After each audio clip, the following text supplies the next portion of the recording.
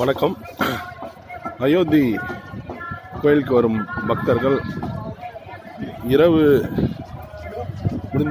முடிந்தவரை சத்திரங்களிலும் மற்றும் தெருவோரங்களில் அமைக்கப்பட்டுள்ள கூடாரங்களிலும் தங்கிவிட்டு காலையில் குளிப்பதற்காக இந்த நதிக்கு வந்து குளிக்கின்றனர். தினமும் லட்சக்கணக்கான மக்கள் வந்து இந்த நதியில் குளிக்கின்றனர். இதில் கோயிலின் அருகில் 1 கிலோமீட்டர் தூரத்தில் அமைந்துள்ளது. மிகவும் சுத்தமான நதி.